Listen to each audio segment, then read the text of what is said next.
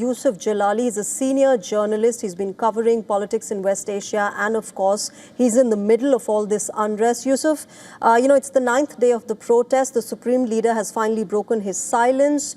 What is the ground update? What is happening today in Tehran and several other cities that have witnessed protests through the entire week?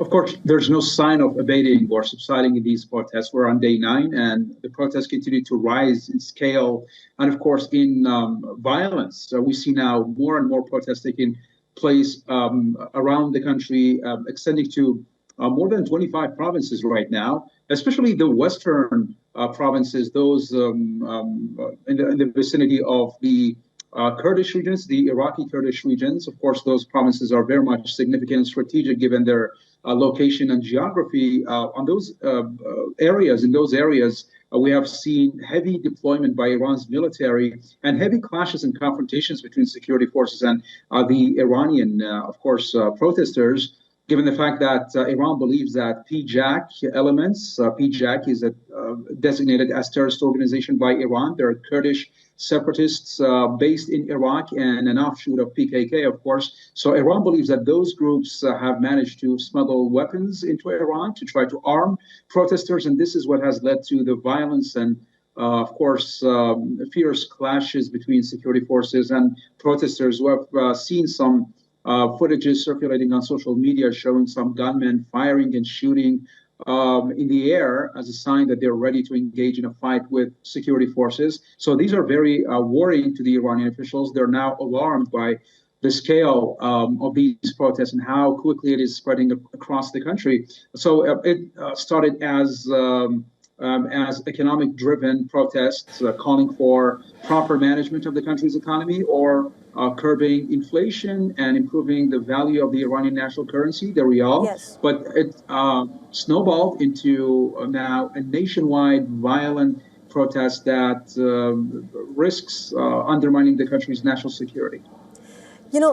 Keeping this in mind, Yusuf, we've all seen how the conversation has now shifted to Iran after the American strikes on Venezuela.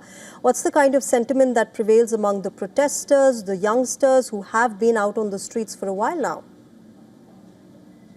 Mm-hmm. When it comes to Iran's official rhetoric, Iran is alarmed. The Iranian state television has been broadcasting some shows discussing, of course, the developments in Venezuela.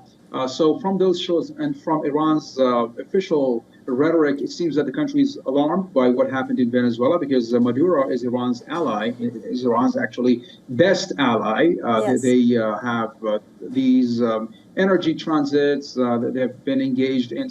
Iran was engaged, of course, in construction and infrastructure development in Venezuela. So it's losing a key ally there. And it was regarded even by American commentators as Iran's backyard in Latin America when it comes to Iran's influence there and its ties with the United States. So yes, for Iran it's alarming, but when it comes to protesters, there are some mixed reactions to the capture of Maduro and the strikes on Venezuela. Some view the strikes and some view the U.S. engagement in Venezuela as a good signal. The Iranians now believe that they need some publicity, global publicity and support from some external actors like the United States to try to feed this protest and finally lead it somewhere, at least to lead it to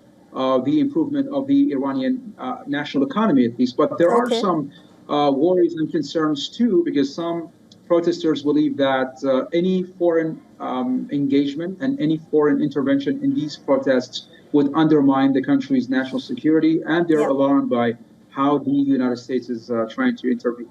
All right, so we'll have to wait and watch what happens next. Of course, all eyes are on what happens next in Iran.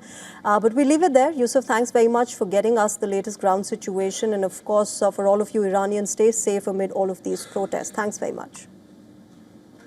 Thank you.